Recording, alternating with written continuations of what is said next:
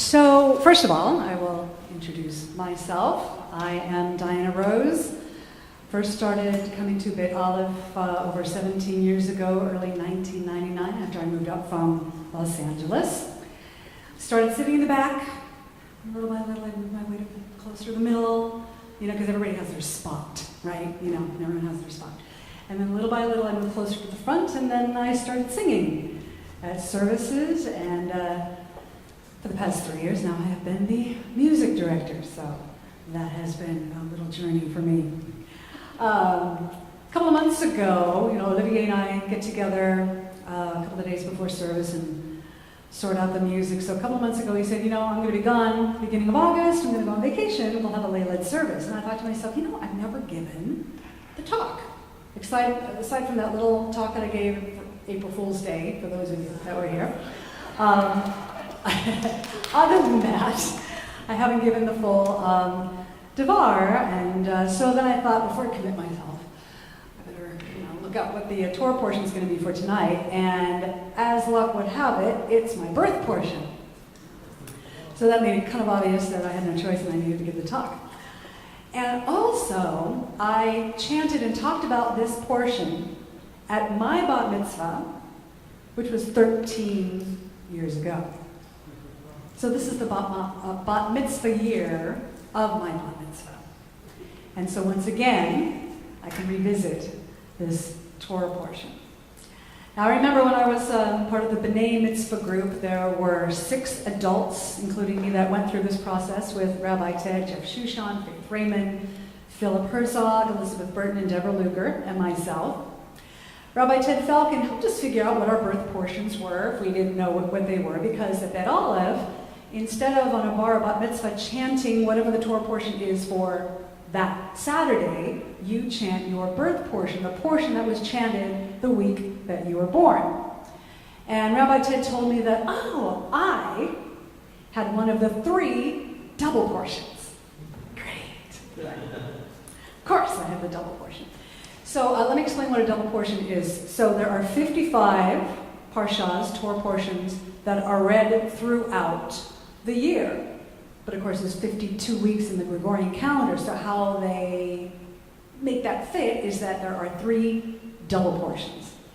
But this year is Jewish leap year, so we get an extra month. So all those double portions can become single portions once again. So last week was Matot, this week is Masei. Matot Masei is the double portion, that's my birth portion, but this year it gets to be split up. And so I'm going to talk about the second half of the double portion Masei, which actually was also the part of the portion that I focused on at my bat mitzvah 13 years ago. Okay, so that's the backstory. Masei means the journeys. It's in the book of Numbers, actually. It ends the book of Numbers. And it is also called the 42 journeys, plural, of the Israelites. Recalling the journey, or can be translated as the places of camping, or the translation I like, the stages, from Egypt, from Mitzrayim, to the Moab by the river Jordan, right at the gates of the land of Canaan, during their 40 years in the desert. So Numbers has a lot of recollection, a lot of lists, right? So this is the recap of the Israelites' journey to the Promised Land.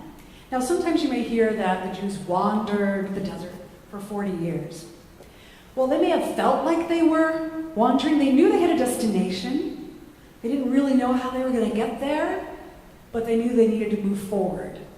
That may be something that a lot of us can resonate with. You kind of know where you're heading, you just don't quite know how you're going to get there. So 42 journeys of the Israelites. So you think, well, wait a minute, isn't it just one journey?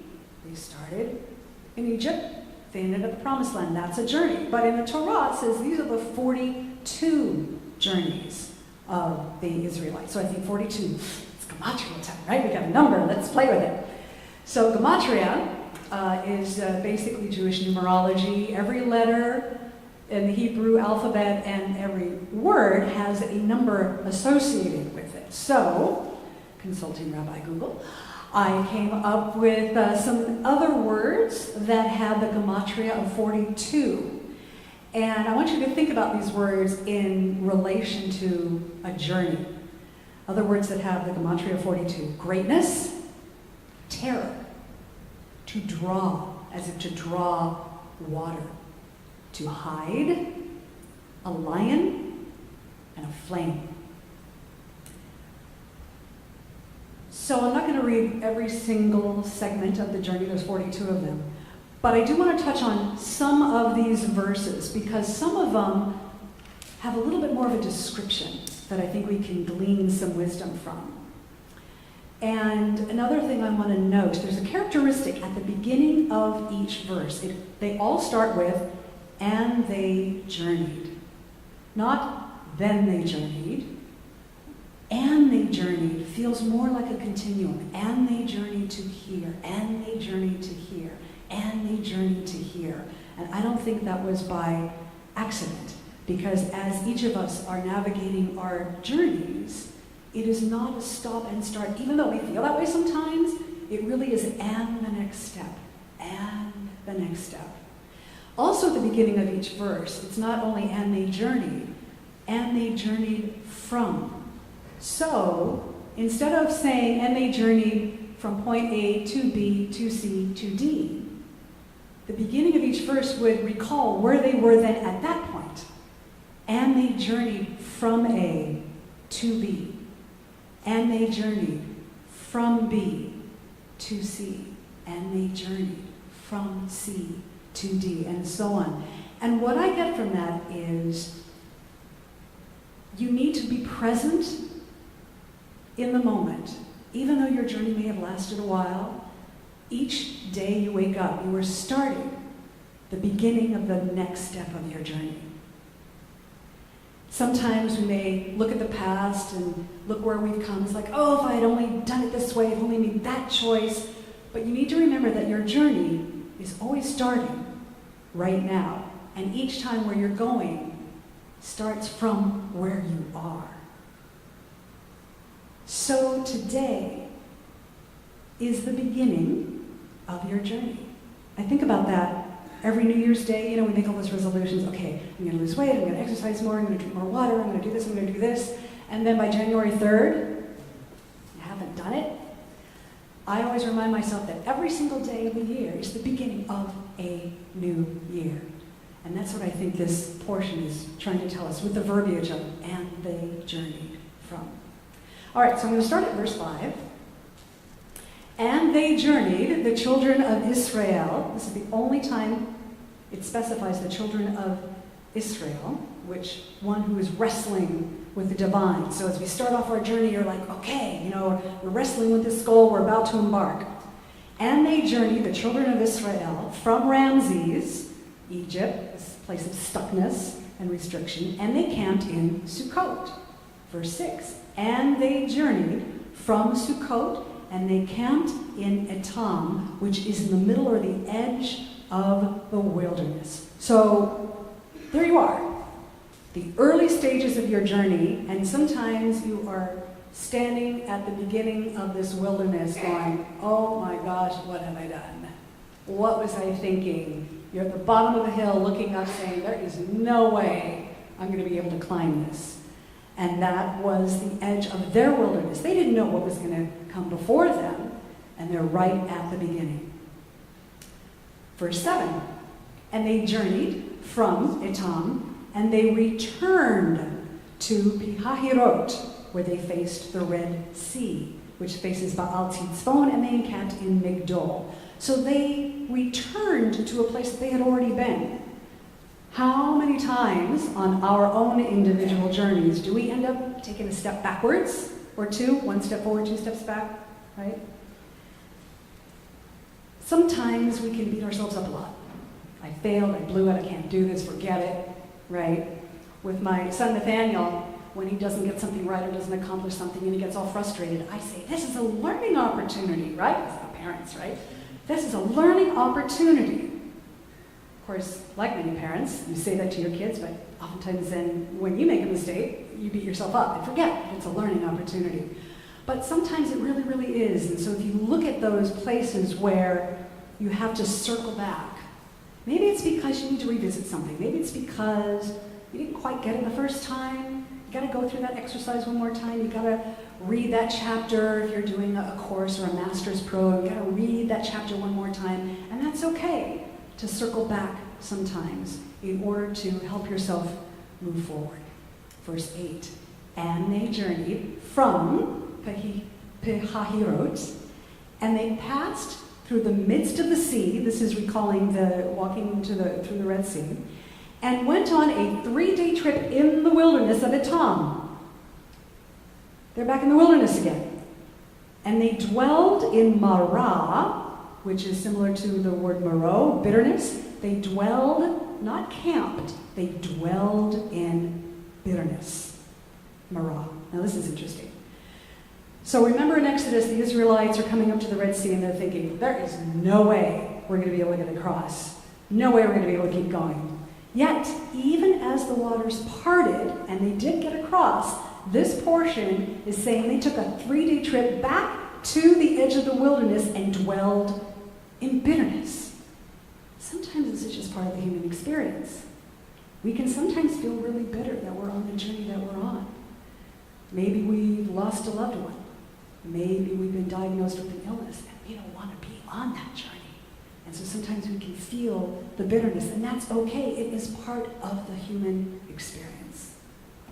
Verse 9, and they journeyed from Marah, from the bitterness, through the bitterness, and they came to Elim. And in Elim there were 12 springs and 70 date palms, and they camped there. Okay, so we're moving through our bitterness, resentment, discouragement, and we can emerge feeling more confident. We can see things in a new perspective, become remotivated or energized. We can start seeing the fruits of our labor. It mentioned 12 springs. Water is a theme. Water is a resource of knowledge. It is a wealth of our existence and life. Water springs through us and keeps us alive. So this theme will come up again. 12 springs, 70 date palms. So now maybe you've gotten through kind of the first leg, right? Maybe you've finished those few assignments. You're starting to feel more confident. You've given up smoking, or you've exercised for a couple of weeks, lost those few pounds, starting to feel a little bit more encouraged. Verse 10, and they journeyed from Elim and encamped by the Red Sea, meaning they visited the Red Sea again, and they needed to face the water one more time.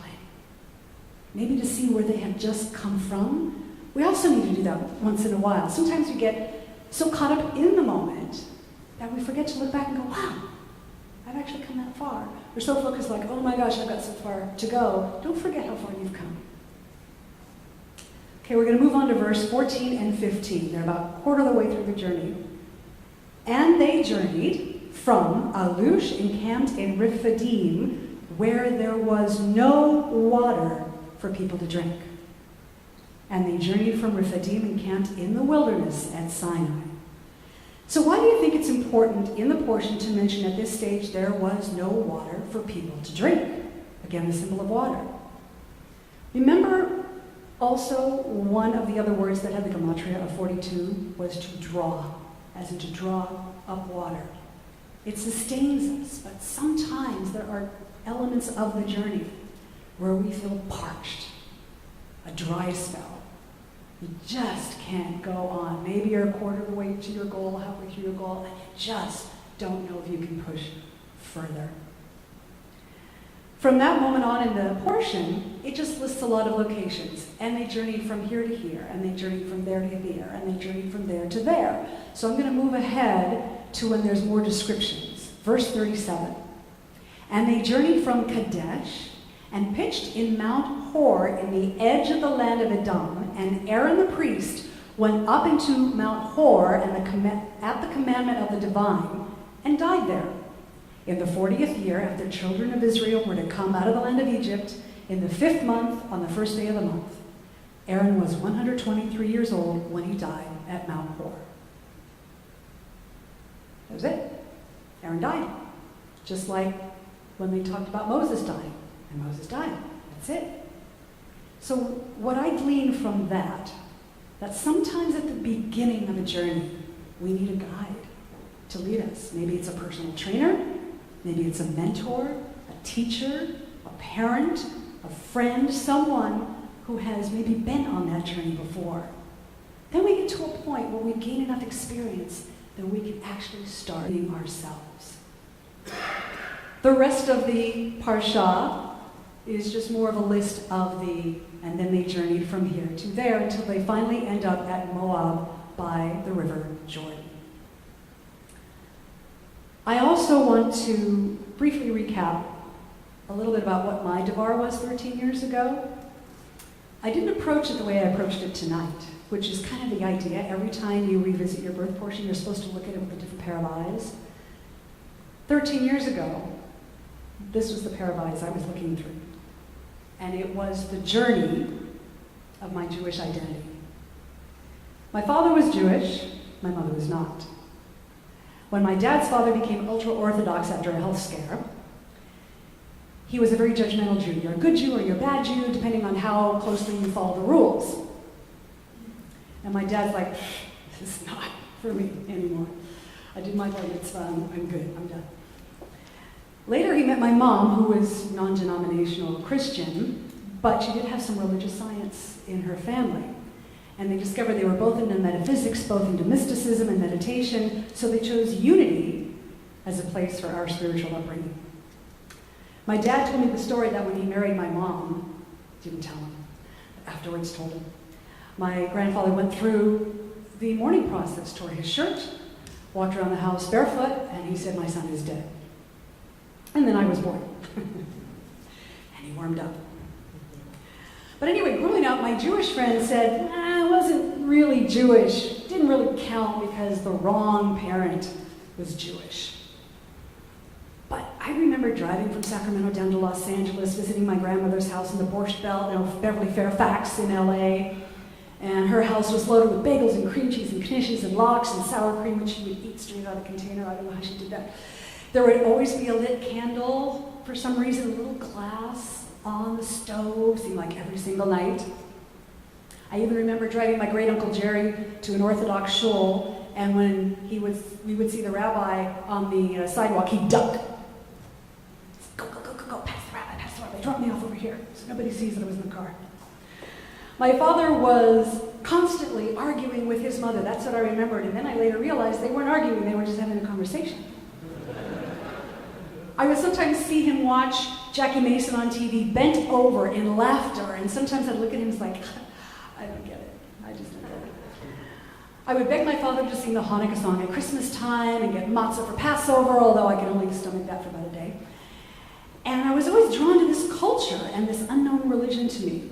But I was told by my peers, even by some of the conservadox members of my family, that I wasn't really Jewish because it was the wrong parent.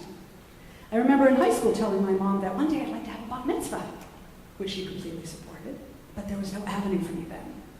So fast forward, I'm in Los Angeles, going to graduate school, and one of my cousins suggests that I go to this mystical synagogue, Makom Or Shalom, run by Rabbi Ted. Who would have known that 10 years later, I would move to Seattle, find Bet Alef, and within a few years' time, I would be led by Rabbi Ted as part of the synagogue's first B'nai Mitzvah program, and I would have my bat mitzvah and have him tell me underneath the prayer shawl, this was my birthright. That was my journey, one of many, and I've been on many since then. So here's what I want you to think about. When you start on a journey towards a destination, maybe a straight line, it may be a winding road, you may feel like you're going in circles, but you are moving forward. Remember, each day is the day that you're starting the next step of your journey. Be gentle with yourself. Be more patient with yourself. If you have to return to a place in your journey, that's okay. Sometimes you may feel bitter. Sometimes you may be surrounded with the fruits of your labor. Sometimes you may be filled with the nourishment of water. Sometimes you may be parched. But in the journey and all the little journeys in between,